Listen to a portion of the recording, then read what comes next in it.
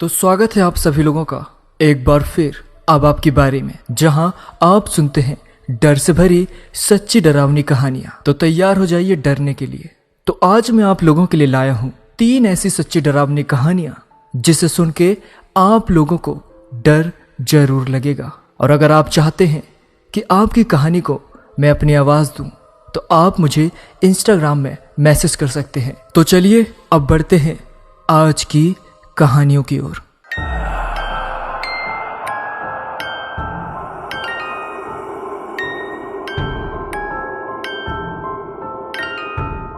आज की ये कहानी एक ऐसी कहानी है जिसे सुनने के बाद आप लोगों को डर जरूर लगेगा। यह कहानी एक शैतानी गुड़िया की है और कैसे उस गुड़िया के प्रकोप ने सबको बुरी तरीके से परेशान किया।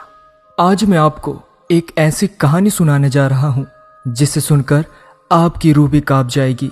इस कहानी की शुरुआत होती है एक गांव से, जहां मुद्रिका नाम की एक तांत्रिका रहती थी। वह एक ऐसा अनुष्ठान कर रही थी कि उसमें उसे लगभग 100 बच्चों की बलि देनी थी, जो कि सबसे बड़ा पाप है।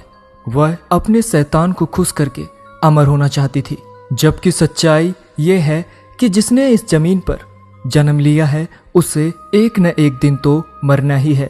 लेकिन उसकी चाहत कुछ ज्यादा ही बढ़ गई थी और इसके लिए वह हर रात को एक बच्चे की बलि देना चाहती थी और कोशिश भी यही करती थी कि वह अपने मकसद में हरदम कामयाब रहे।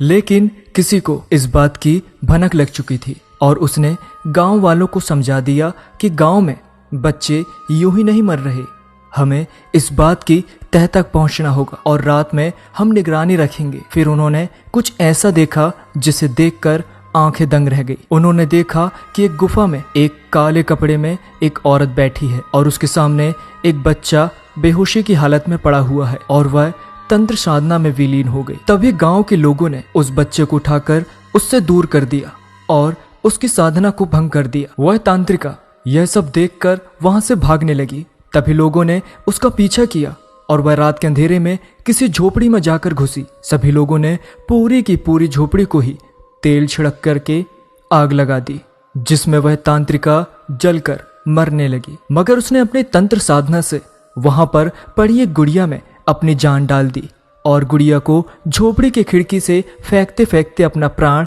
त्याग भी दिया। और उसकी जान निकलते ही उसकी जान उस गुड़िया में चली गई और यहां से उस गुड़िया का खूनी खेल शुरू हुआ। वहीं उस गांव में कुछ नए लोग बाहर से रहने के लिए आए थे। उनमें एक बच्ची भी थी। जब वह लोग अपने घर में सो रहे थे तभी उस बच्ची को कुछ आवाजें सुनाई देती है और वह बच्ची उठ जाती है और उठने के बाद वह उठकर बाहर उस जली हुई झोपड़ी के पास पहुंच जाती है।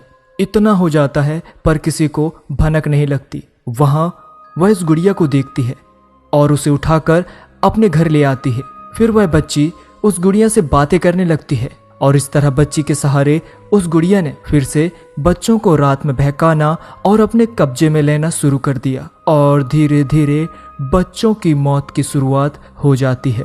अब तक उसने लगभग 4 बच्चों की जान ले ली थी। गांव वालों को लगा कि फिर से कहीं उसी तांत्रिका का काम तो नहीं है और फिर से लोगों ने निगरानी शुरू कर दी, लेकिन उन्हें कुछ पता नहीं चल रहा था। तभी उनका ध्यान उन नए लोगों पर गया। जब से ये लोग आए हैं तब से फिर से यह घटनाएं शुरू हो चुकी है, लेकिन उनके पास कुछ सबूत नहीं था। गांव वालों में से एक व्यक्ति जिसका नाम रमन था, उसने देखा कि एक बच्ची एक गुड़िया से बातें कर रही है, लेकिन उसको उस गुड़िया की कोई बात सुनाई नहीं दे रही थी। फिर उसने रात में उस बच्चे के घर पर निगरानी रखना शुरू कर दिया और उसने देखा कि अचानक रात में दरवाजा खुला और उसमें से गुड़िया निकली और जंगल की तरफ चलकर जाने लगी और वहीं जाकर बैठ गई जहां पर वह तांत्रिका बैठती थी।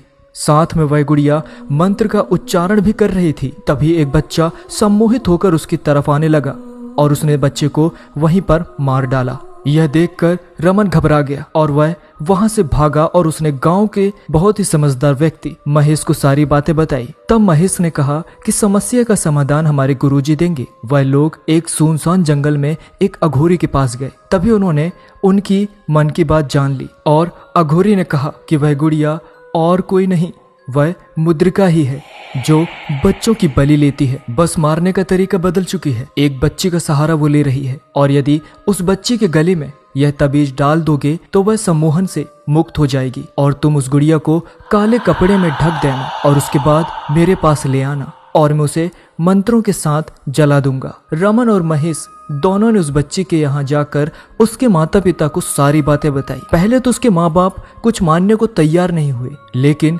उस रात उन्होंने अपनी आंखों से जो देखा वो उनको सारी बातें मनाने के लिए मजबूर कर चुके थे। और फिर अगली रात वह बच्ची सो रही थी, तभी उस बच्ची को तबीज पहनाने की कोशिश की गई और उसी समय उस खूनी गुड़िया ने लोगों पर हमला कर दिया और अपनी शक्ति से रमन को चोट पहुंचाई। हालत तो यह हो चुकी थी कि रमन का सिर दीवार से टकरा टकरा कर फूट चुका था और वह बेहोश हो चुका था। लेकिन महेश बार बार चोट खाने के बाद भी उस बच्ची को तबीज पहनाने में कामयाब हो गया और जैसे ही उसने उसे तबीज पहनाई वैसे ही वह गुड़िया जमीन पर गिर पड़ी और महेश ने तुरंत उस गुड़िया पर काला कपड़ा डाल दिया और उसे लेकर गांव के कुछ लोगों के साथ उस अघोरी के पास भागा। रास्ते में बहुत कोशिश करने के बाद भी महेश आगे नहीं बढ़ पा रहा था। तभी उसने गुड़िया गांव के ही दूसरे आदमी को दे दी, लेकिन उसके हाथ में गुड़िया लेते ही उसे न जाने क्या हुआ, वह वहीं पर बेहोश हो गया जैसे उसके अंदर जान ही ना बची हो। लोग समझ गए थे कि ये गुड़िया उन्हें आगे नहीं जाने देगी, लेकिन तभी वो अघोरी वहां से चलता हुआ उनके पास आया और पास आते ही उसने सबसे पहले अपने मंत्रों से उस गुड़िया को अपने वश में किया और उसके बाद उसे वहीं पर जला दिया। और उसके बाद से अभी तक वहां पर दोबारा कोई आतंक तो नहीं हुआ है, लेकिन खौफ अभी भी लोगों के दिल में जिंदा है, क्योंकि खौफ ऐसी चीज है जो एक बार तो आता है लेकिन वो पूरी जिंदगी भर याद रहता है।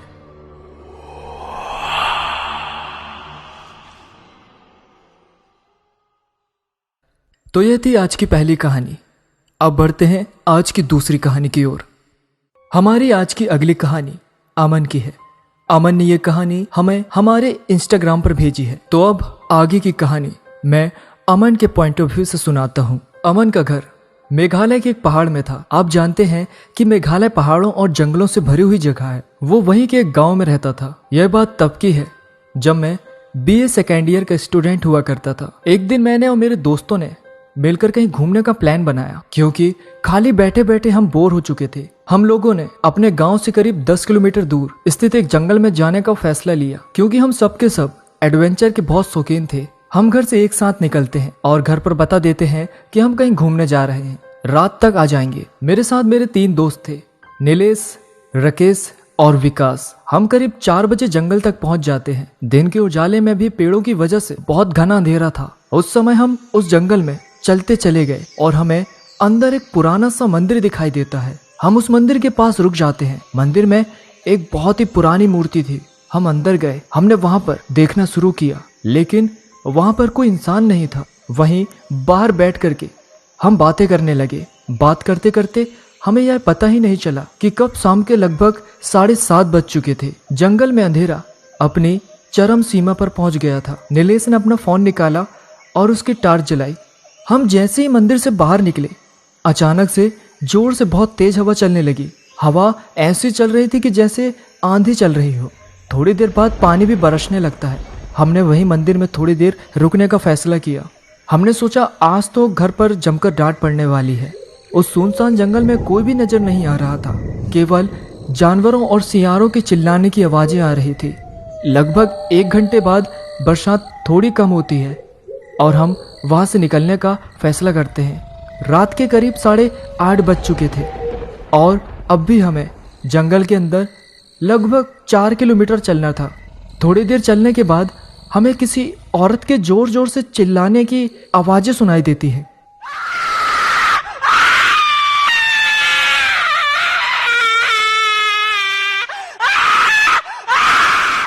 हम बुरी तरीके से घबरा जाते हैं और चलते चलते हमें पता ही नहीं चलता कि कब विकास पीछे ही छूट जाता है। जब हम पलटकर देखते हैं तो वहां पर विकास हमारे साथ नहीं रहता है। हम जोर जोर से विकास को आवाज लगाते हैं, लेकिन कोई भी जवाब नहीं आता। अब हम करते भी तो क्या करते। अब हम बहुत ज्यादा घबरा चुके थे। लेकिन हम सब दोस्तों ने मिल करके विकास को ढूंढना शुरू कर दिया और हम करीब आधा 1 किलोमीटर जंगल के अंदर वापस गए और वहां पर देखा कि विकास चुपचाप एक जगह खड़ा हुआ था। हमने विकास से बोलने की कोशिश की लेकिन वो कुछ बोल नहीं रहा था। हमें लगा कि ये डर गया है, लेकिन वो हमारे साथ चुपचाप चलता रहा और उसके हाव भाव बहुत ही अजीब लग रहे थे। उसका चेहरा बड़ा विचित्र लग रहा था।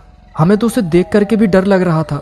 हालांकि हमारी बहुत बुरी हालत हो चुकी थी, लेकिन दोस्त था तो छोड़ भी नहीं सकते थे। हम जैसे तैसे करके उस जंगल से बाहर निकले और अपने घरों की तरफ रवाना हो गए। उस रात डर के मारे मुझे नींद ही नहीं आई। लेकिन अगले दिन जब मैं सुबह कॉलेज गया तो पता चला कि विकास कॉलेज नहीं आया है। जब मैंने पूछा कई दोस्तों से तो मुझे पता चला कि विकास की मौत हो चुकी है। मैं सुनकर दंग रह गया और मेरी आंखों में आंसू भर गए। मैं वहां से सीधा उसके घर गया, उसके माता पिता से मिला। उन्होंने बताया कि रात को जब वो घर आया था तो उसे बहुत तेज बुखार था। उसका शरीर लोहे की तरह तप रहा था और जब हम लोग उसे अस्पताल ले जा रहे थे तो रास्ते में ही उसकी मौत हो गई। जब मैंने पूरी बात सुनी तो मुझे सारा माजरा समझ आ गया, लेकिन मैंने उन्हें कुछ नहीं बताया क्योंकि मेरी भी हालत डर के मारे ज़्यादा ही खराब थी कि कल रात को हमारे साथ क्या क्या हुआ था। मुझे साफ साफ समझ में आ गया था कि उसे किसी रूह ने पकड़ लिया था। जब मैं वहां से वापस आ रहा था तो वहीं के एक आदमी ने मुझे रोक करके मुझसे पूछा कि आखिरकार विकास कल कहाँ गया था। तो मैंने डरते डरते उनसे सारी बात बताई। तो उन्होंने बताया कि बेटा वो जंगल हॉन्टेड है। जिस मंदिर के पास तुम गए थे वो कई सालों से वीरान पड़ा हुआ है और वहां से थोड़ी ही दूर पर एक प्रेत आत्माओं का वास है, इसलिए वहां पर कोई नहीं जाता और वहां पर सिर्फ आत्माओं का ही राज चलता है, खासकर शाम के वक्त के बाद।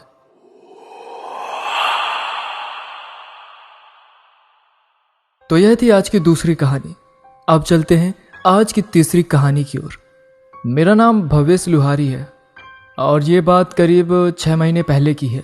मेरी नौकरी छूट गई थी और मेरे पास खाने पीने के पैसे भी नहीं बचे थे। हालत इतनी बुरी थी कि कई जगह से उधार लेकर खाने पीने का खर्चा चलाना पड़ता था। उन दिनों कुछ भी करके मैं पैसे कमाने के लिए तैयार था। पैसों की तंगी की वजह से मैं इतना डिप्रेस था कि सही गलत का फर्क भी मिट चुका था। अपनी उस कंगाली के दौर में एक बार मौत के मुंह में जा पहुंचा था। दोस्तों, करीब 6 महीने पहले की बात है। मेरा पड़ोसी मनसूख मेरे घर आया। उसने मुझसे कहा कि यार पैसे कमाने का एक आइडिया दूं।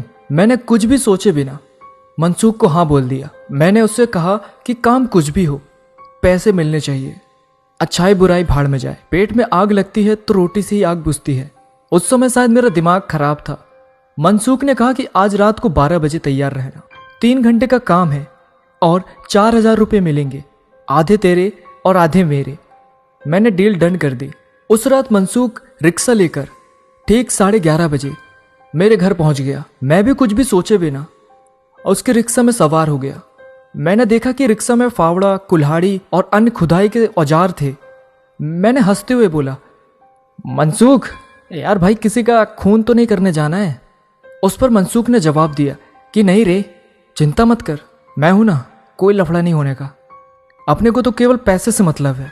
मैंने भी सोचा कि काम कुछ भी हो, मुझे तो पैसे की बहुत ही ज्यादा जरूरत है, इसलिए मुझे पैसे के लिए कुछ भी करना पड़े तो मैं करने को तैयार हूँ। थोड़ी ही देर में मनसूख ने रिक्शा को एक कब्रिस्तान के पास रोक दिया। फिर मुझसे कहा कि चलो फावड़ा और कुल्हाड़ी ले लो, हमें अंदर जाना है। मैंने सोचा कि आखिरकार कब्रिस्तान के अंदर फावड़ा कुल्हाड़ी लेकर के हम क्या करेंगे, लेकिन उसके बावजूद भी हम दोनों दीवार कूद करके अंदर चले गए।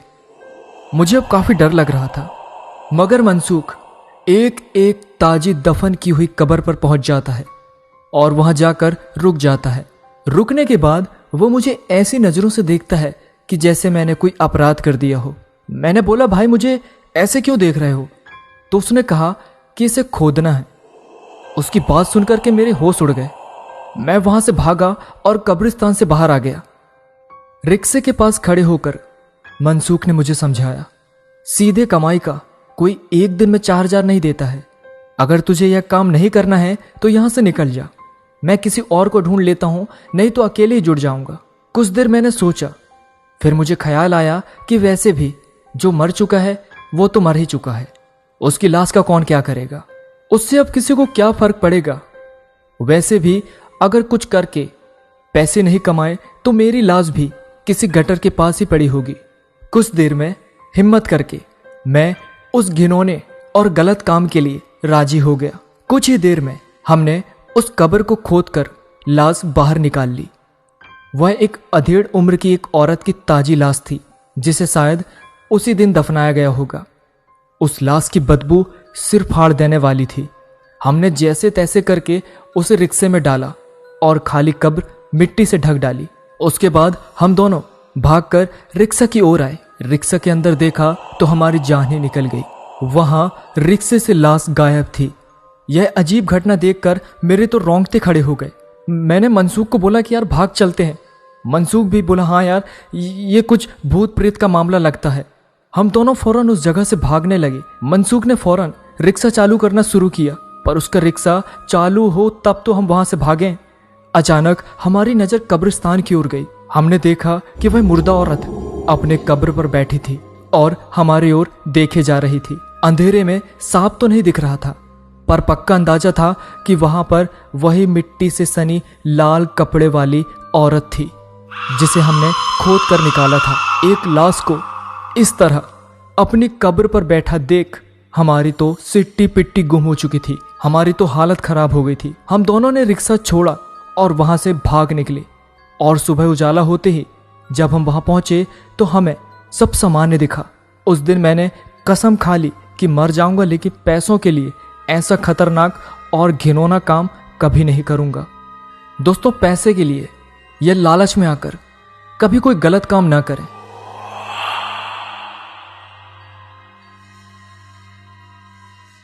तो ये थी आज की कहानियां।